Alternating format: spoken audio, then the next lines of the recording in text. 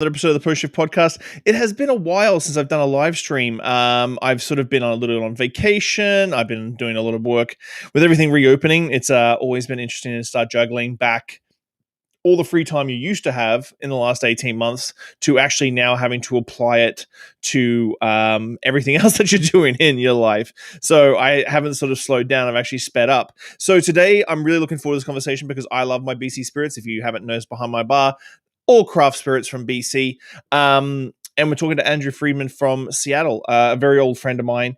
And we're going to chat about his industry spirits brand out of Seattle. But I want to get started and start chatting to him about his start in the industry and why he made the move from bartender to owner to brand owner, because it does seem like he makes his life harder and harder every single time he takes a step forward.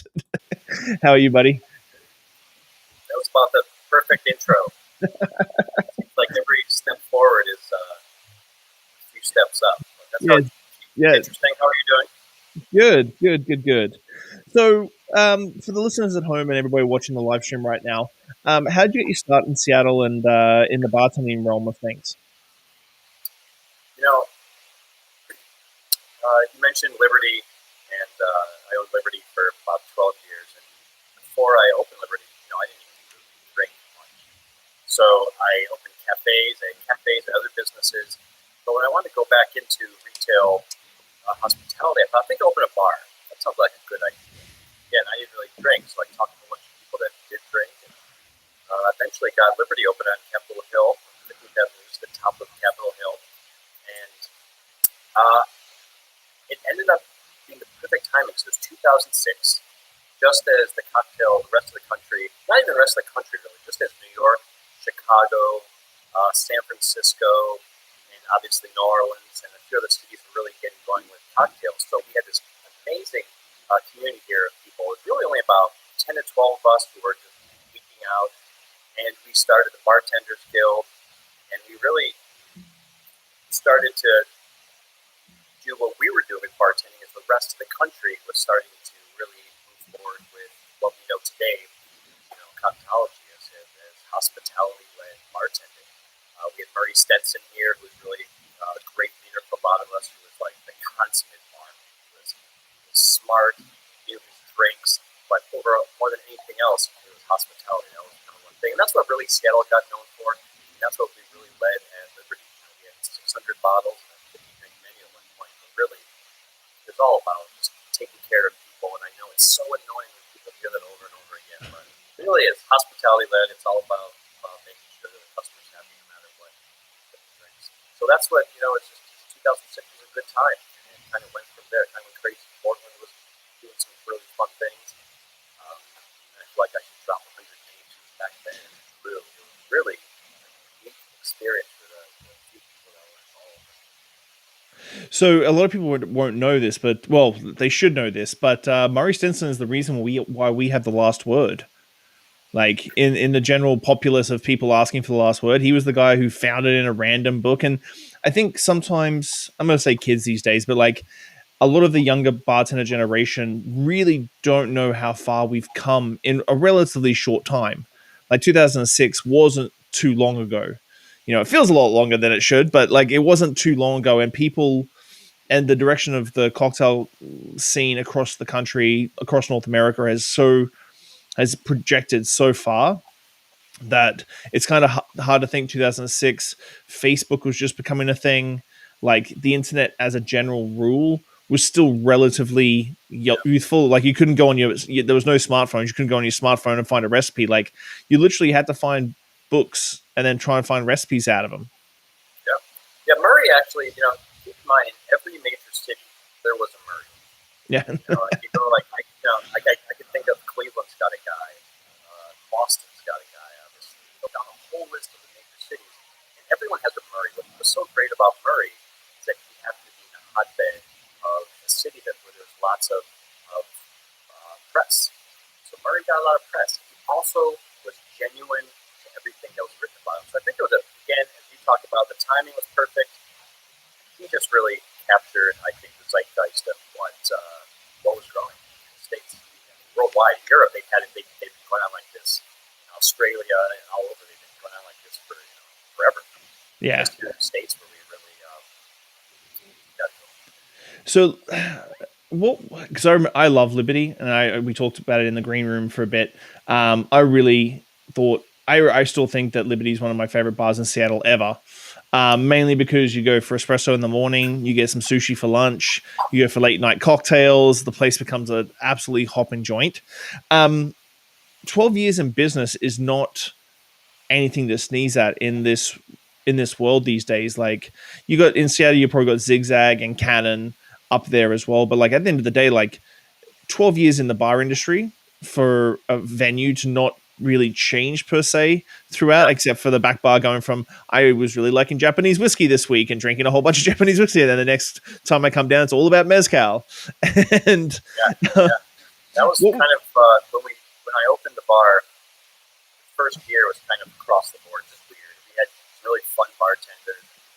My first bartender was a guy named Rob Sheldon. Rob was a class, like he loved classics. I remember, in fact, a funny story is the day we opened Liberty, like April of 2006. he brought over this juicer, this kind of the classic, like juicer. He's like, I really think, literally the day we were opening, really, we talked about this. I really think we have juicer. I remember this juicer. I remember having some of like the crappy line mix. I'm like, not this stuff. That is how far we came from. Without Rob, we wouldn't have been a classics bar. We wouldn't. We were. Keep in mind, we were scratch from day one because of Rob. I didn't understand what scratch was, but very quickly it took over my whole world. So we were scratch from day one. As you mentioned, the coffee. I mean, after a while, the only way you can get a job at the bar at Liberty start off as the coffee side. We did it for years and years and years. I'm sure they're still doing that since I sold the bar 2 years ago. So you started off as coffee. But the day you made coffee, you also learned how to make. Back in those days, we had 15 or more ingredients custom for our drinks. So the day person had to learn how to make all that stuff. That took about a year. So if they're making coffee, they're learning how to make all our lotions and potions and bitters and liqueurs that we made there. And then they moved on to barback when there's some space. They usually did that for about another year and a half or even 2 years. And again, 600, 800 bottles. You had to know exactly what each of them were. You had to know categorically the difference between every little bit of everything. And it'd take a while. That's why when you went to Liberty in those days, those bartenders you there frequently spent years and years and years working together. It was really just a combined effect. It wasn't top down at all, because we all worked together to make sure that we learned stuff. The staff would bring cool things in, cool products in. But we had so many bottles, we just kept finding great stuff. And we all learned about it. how did you see, like, obviously the scene changed, and how did Liberty evolve over those 12 years as the scene and the culture in Seattle sort of evolve? Liberty, again, started off with just classics. That's how when I first met Murray my first year. Because we're a classics bar. We learned about basic, drinks went back 100 years. How it evolved was that we started going down to Portland. Portland started coming up here. We started going down to San Francisco. There were cocktail contests. I was flying around the country doing cocktail contests. And we were all seeing what everyone else was doing. I remember back before anyone else, but maybe one place in San Francisco, we had Andrew Friedman, fantastic bartender, the best ever. He would have what's called Chainsaw Thursdays, I think it was, where he'd get a 600-pound block of ice. This is way back in the day. And we'd all go chop up a big block of ice. No one else, there's only one or two of the bars in the country that would do that. In fact, the people that the next year went to Tales and talked about, here's ice. They all learned to do it in Seattle. So really the evolution was we all toured around the country. They all came here before there were the big ambassadors. Back then, there was just Simon Ford and a couple other, and just a couple other people. I'm not going to put their names around, but just a few people. So we really learned from each other, hung out with each other, and Liberty changed. We learned more. We wanted to find out more. So we really went from the classics to under one day, one season, our drinks had like no drink had less than 5 ingredients. Because back in those days, you had to put as much stuff as possible in the drink to make it cool. Right? And 3 of those had to be your own ingredients. And of course, we made no money right now, but really it evolved because the country and the whole society around cocktails was evolving. Liberty was always at the front of it because we were always trying to find the newest, most interesting things. So I'm not afraid to say we led a lot of it. I mean, obviously here in Seattle, there's Vessel. Vessel back in the day, when we first brought Vessel to the MC guy to Seattle, and then Gil Buchanan, there was all sorts of great bars and great bartenders. So Liberty, by no stretch, I'm not trying to say Liberty, was like the vanguard, but we were all together, really making sure that as things changed, especially we talked about like you came by, like what's this Japanese whiskey stuff, and a year later, 2 years later, they're like what's this mezcal stuff? We constantly were finding new things, and we could talk about it for a while. The brands eventually figured out take stuff at Liberty and it breaks. We had training Tuesdays for every single Tuesday. The staff would come in on their own volition and learn about something. Eventually, the brands went, well, if you just bring something by on Tuesday, arrange for that. You're going to have not just Liberty staff, but another 20 people just come by because every Tuesday that's what happened. So it was a law. It never, to tell you the truth, it kept evolving. It kept learning. It kept trying to find it. I think that's what's something that we've always aligned ourselves with. Like, we are a small market. We are a market that is always going to get overlooked. I know Portland is the same. Portland looks at Seattle that way, and Seattle looks at San Francisco that way. Do you think community, and I feel like you've sort of woven community into your whole thing, and we can talk all the way up to when you sort of passed on Liberty to the staff and stuff, but the community as a whole being competitive but also nurturing, I think is the reason why Seattle sort of blew up in that time. Yeah, I mean, I love how you said that competitive and still nurturing. Because other cities, when we go down to San Francisco, basically just San Francisco and New York, so competitive, awesome people, exceptional bars, right?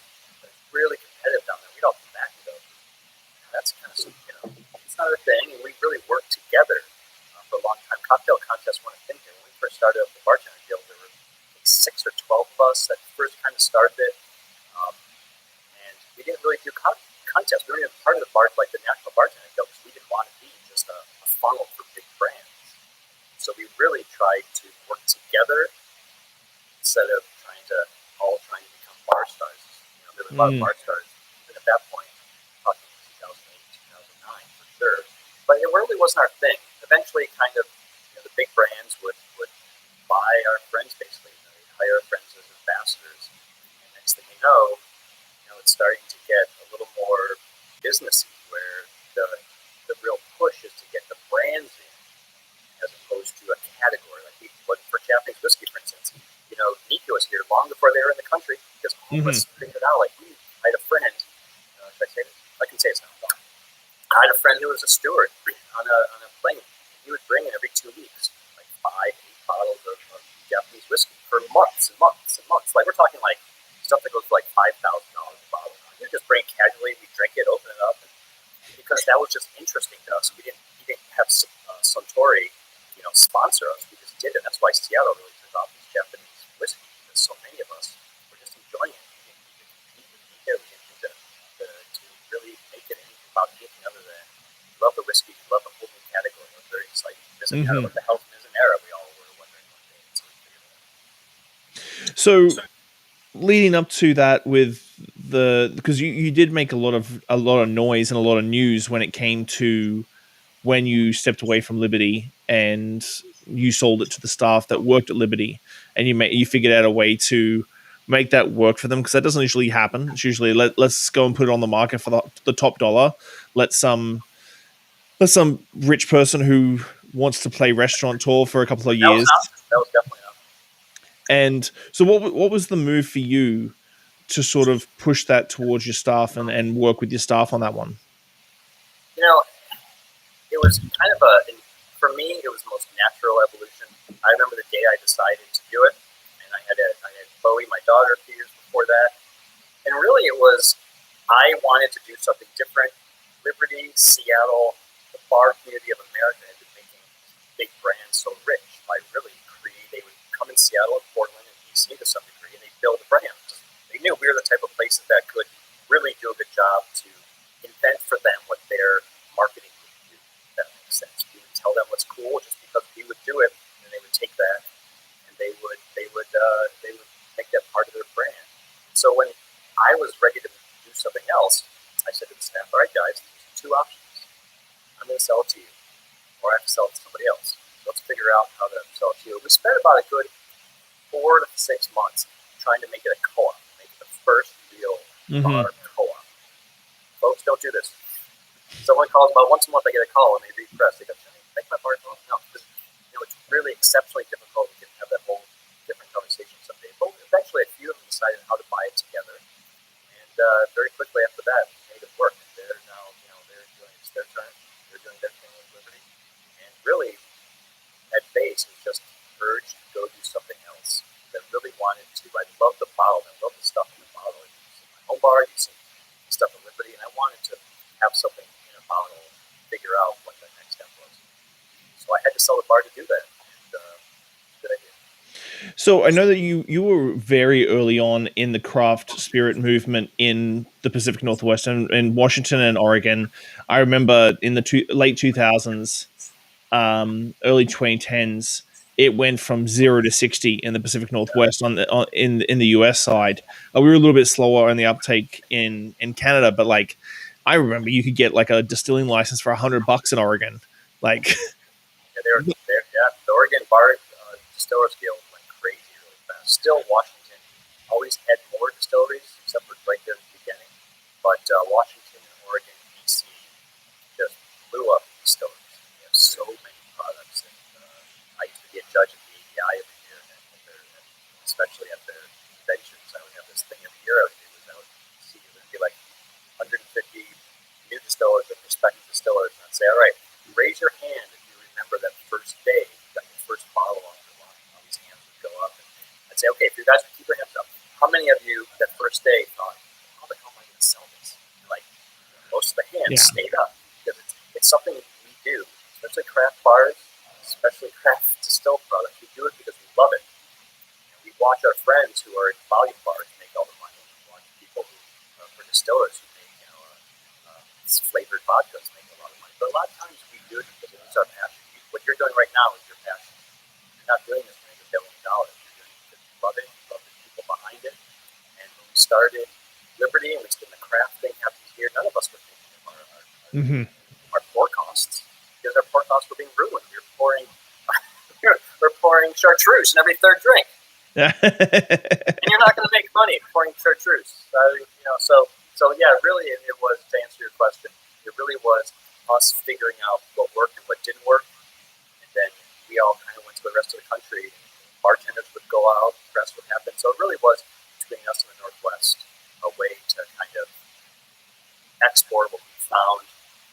Again, not taking anything away from New York, not taking anything away from San Francisco, Chicago. There's fun stuff in Miami, obviously. Boston, just go down the list. There's a lot of great stuff on there. But really, up here, I think we noticed that what happened here eventually ended up somewhere else. So that being said, like you saw how hard it was for a lot of these craft distillers to sort of like get started, break ground, make product, get it on the shelves, sort of push that. Why in the world would you do it yourself?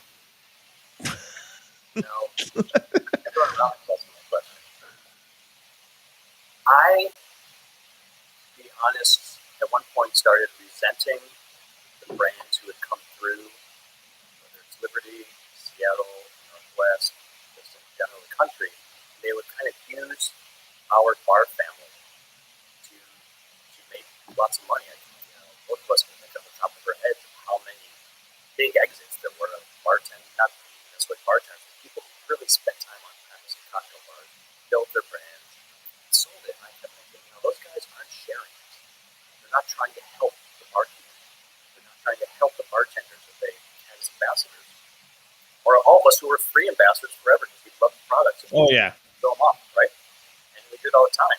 I mean, at least when you're doing with the craft brand, they get it. You talk to the guy next week or the one who distills it. She says, thank you so much for pouring that or for talking about it. The big guys did both. When it was time to sell Liberty, I noticed that there was some holes in the market. And I went to what's now RNDC back then at Young's. And I said, hey, you guys don't have any, it wasn't just me, I can't take all the credit for it, but you guys don't have any, the whole well portfolios anymore because of all the trading that went on. And why don't we do a well for you? The guy who's the head of Young's at the time said, yeah, let's do it. He put in a 20 pallet order. Now, 20 pallets, folks. Insane amount in that first order.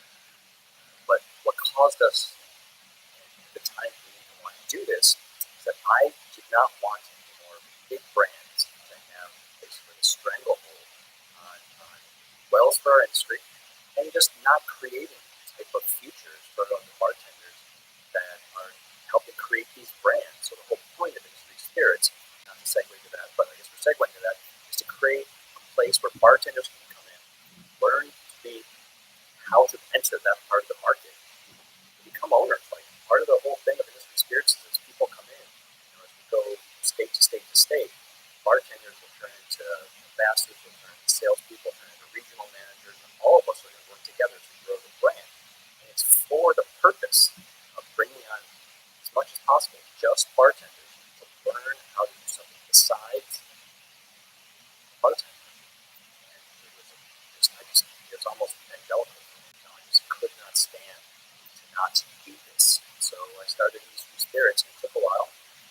We'll talk about COVID maybe, but it's done and it's doing. But it was really just I felt it like it was a calling. I had this idea for this brand, industry spirits, bartender-owned brand, and goddamn it, I was going to do it. And when I have that kind of goddamn it, I'm going to do a thing, I do it. When did you start it?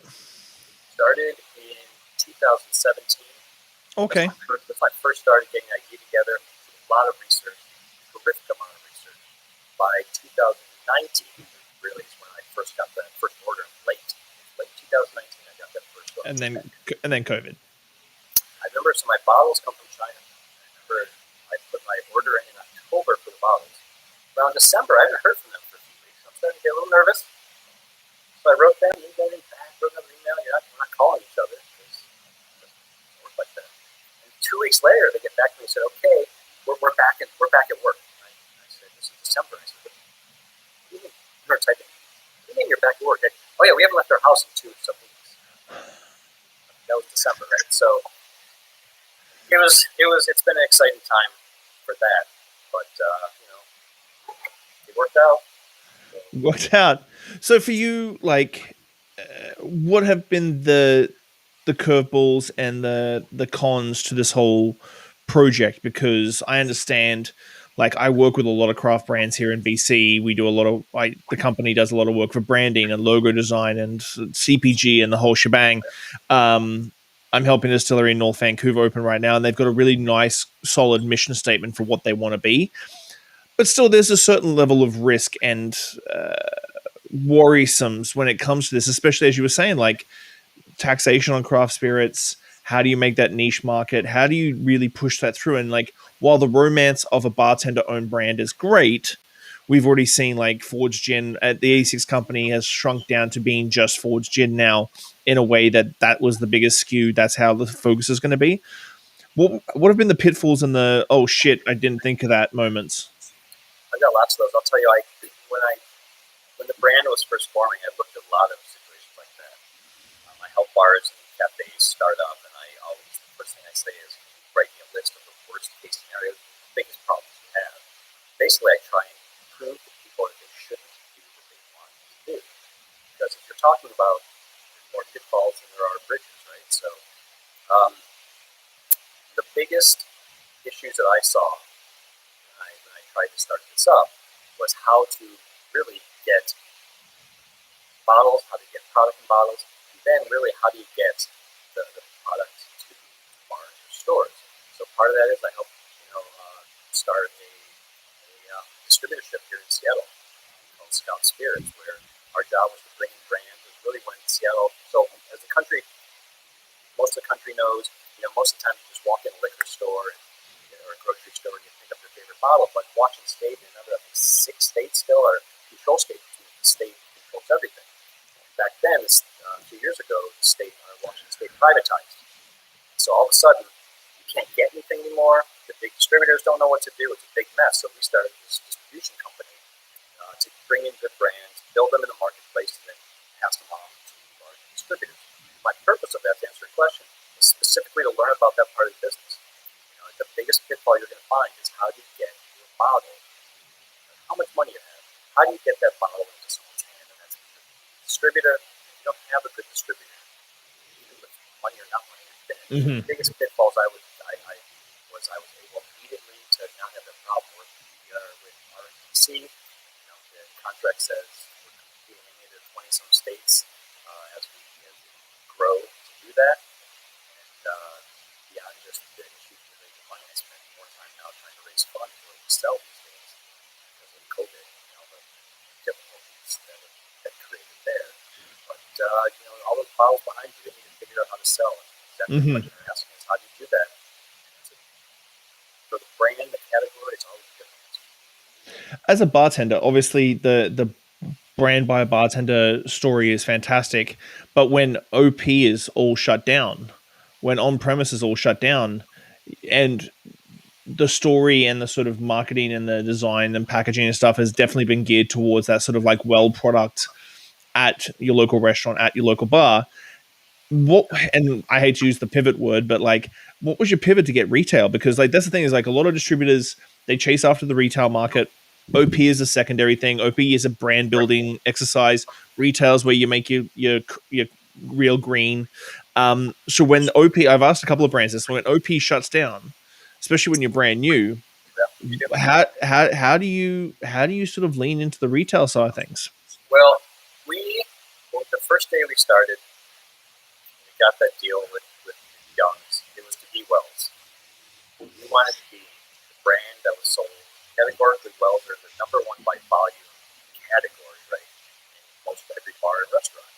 Cases of Well products are sold every week, and smaller amounts of our favorite brands are open, like bottles are open. So it seemed like a great idea to be the guys that go after that Well, the brand that is literally owned and operated by bartenders. So when I walk into a bar and say, hey, I know you're Well X, I'm not sure who owns that company, they don't know who you are, but Industry Spirits is owned by bartenders, and a portion of every bottle spent, the money spent in every bottle, goes back into a account for that community.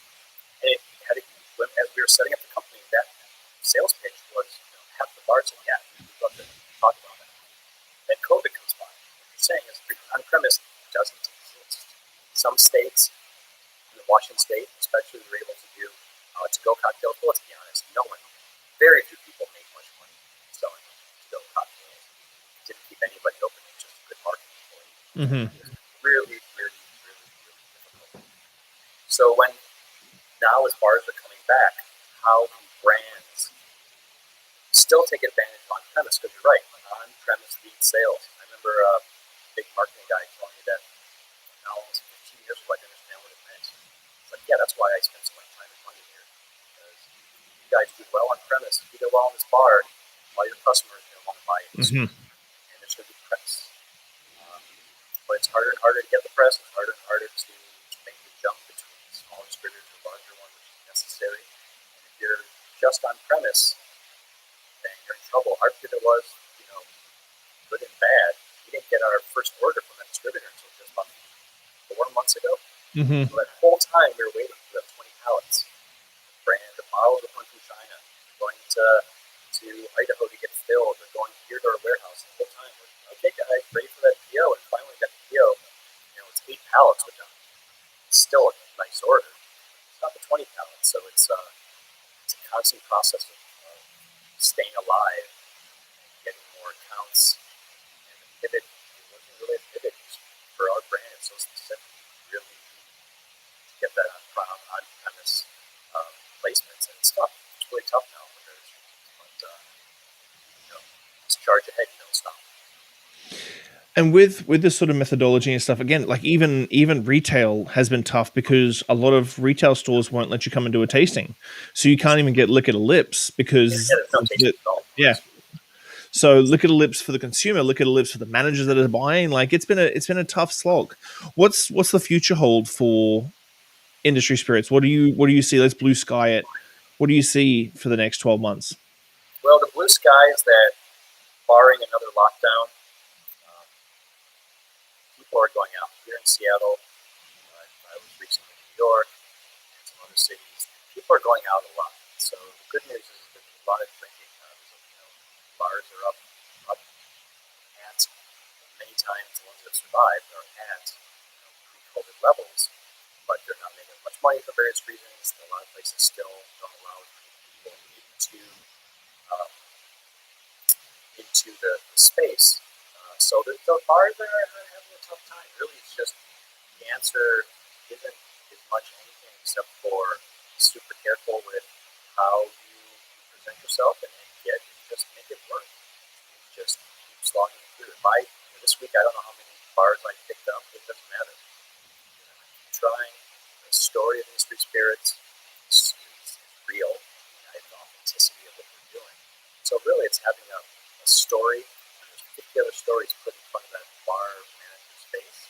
Be the story that they actually care about. And talking to the brands behind you.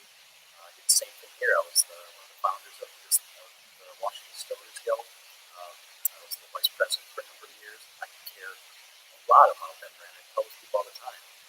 Just don't try and be the big brand that you're trying to follow. Be yourself. If you can't create that genuine nature of who you are, no one's going to believe it anyway. So it's just a matter of being who you are, reinforcing that, and being able to make sure people remember you when it's time to buy. Part of your story is it's a big thing as part of your story is your CSR. You give back to communities through sales of the bottles and stuff like that. What was and obviously we've talked about community at the start of the conversation.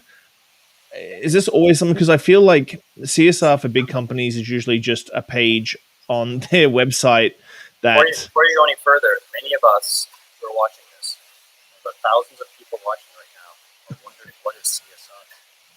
Oh, corporate social responsibility.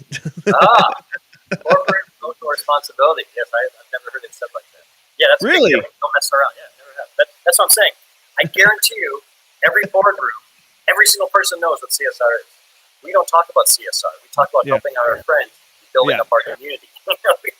That's funny. This is I'm going to be quoting this one for a long time. Anyway, please, sorry about that. So we talked about community. What was the driver behind it? Because like I said, I think a lot of big companies, they have a nice little button on their website that says what their corporate social responsibility is. We're going to be sustainable, and we're going to do this, and we're going to do that, and all this sort of stuff. But what's the driver? Once a year, that kind of thing. Yeah, exactly. We have a nice little pat each other on the back and have some small sandwiches in the boardroom, and away we go. What was the driver, obviously, behind this continued community support, even though you're not necessarily directly plugged into that community anyway? Because it is my community. It's where I've been for years. I spent so much time in it. My daughter Bowie, the first weeks of her life, spent hanging out at table 11 at Liberty in her little carrier. She went to Tails for the first 4 years of her life. Go to the parties with us. It was such a part of my life that hasn't changed. And when I tell the story of who we are, when I hear other people's stories, especially, you can tell whether or not someone's real about it. Some marketing person walks in the bar and said, "Let me tell you about why this brand is so great for the community." You're like, "Did you ever bartend before? I know you got a marketing degree, but you can tell the difference between someone who understands it and someone who just has been told what the science says." Because keep in mind, the big brands have all the science. They have people who are there learning what works and doesn't work in terms of how to talk about their brand. But when someone says that information in a way that's not authentic, a lot of us can tell. But then again, if they have enough contests where they buy people trips around the world, and they take them out to haciendas, and I'm not here's where I get myself in trouble. But if they do that enough, they find out that it works. It works. And I take the opposite tack, where I'm going to talk about you specifically, and tell you specifically why we actually care, why you need to have a well gin or well vodka, and if the taste is good, if the pricing is the same, why not use a brand that actually genuinely cares, that identifies with who we are, as opposed to what some company and some big office building is. It's pretty important to me, and it's just not something that I know how to do otherwise. So last piece before I let you go. A bartender comes to you and says, "Andrew, I want to start my own brand tomorrow." That's what I hope we talk about a whole bunch. What's your piece of advice for them? My piece for it, and I've had this conversation a whole bunch. What I say is, I will help you depending on what you want to do with my ability. For instance, I'm going to help people bottle their own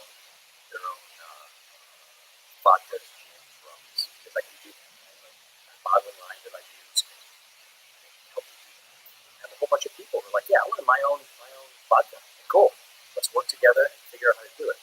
Now, keep in mind, 10 people, let's just say 10 people that want to do that, maybe one or two will be still with it 2 months later because they find out how expensive the class is. Especially right now. Oh, I couldn't. It's fucking insane right now. It's mental. I just got a quote for $9,000 to move a container from China of glass, where it used to be $2,400. So talk to people about what it takes. But the more important, as I say, is you might not be able to do it immediately. I know you want to do it now, but think about it. Keep thinking about it. Keep planning, because there is going to be in the future a lot of bartender-owned brands. There's Misguided Spirits, was at New York. Obviously, Charles Louis got his thing in Chicago. I just was reading the other day a whole list of bartenders that mostly have RTDs ready to drink. And I say to those people that want to do it, absolutely, you can do it. It might take a little longer than you think, but I want to see on our back bars in the next few years a whole bunch of bottles owned by bartenders, because it doesn't take a crazy amount of money to get that first bottle out, depending on how you do it. It takes a crazy amount of money to build it. Mm-hmm. But I see no reason why bartenders can't create their own brands. They just need to have people like me, like you, a few others who can help them do that. And it's going to happen. It's just we have to get more press. We have to get more brands like Industry Spirits and a few others that actually do it to show that it's possible. And then we can take that as examples and say to people that have the money, listen, these brands have worked out. Mm-hmm. If someone has an extra $50,000, because that's really realistically to do any half decent run. Even like I priced this one guy $20,000. So let's say $20,000. You can have your own brand, and let's see what we can do. What you're doing here, and a lot of people are doing, to create that reality. Because the only reason it hasn't happened, Shawn, is because people don't know they can do it. And the big brands aren't helping, but they will buy that brand from you if you're successful. They'll incubate. The Diageo will incubate anything that can make them more money. Yes, they will incubate it, which means that they will. I've talked to a couple of friends that are in the VC space, and I'm like, I want to create a distillery and winery and brewery incubator that brings you in and rebrands you and helps you with your branding, your marketing plans, and everything like that. I've got all the tools that I can do to make sure that people can expand that way. But dude, thank you so much for your time. This was awesome. I wish I could spend more time with you. Yeah, anytime. I'm happy to chat. Say hi to the fam for me, and I look forward to seeing your brand. Let's see it. I want to see the Soole brand run. We'll see. We'll see. I'll chat to you soon, buddy. Bye.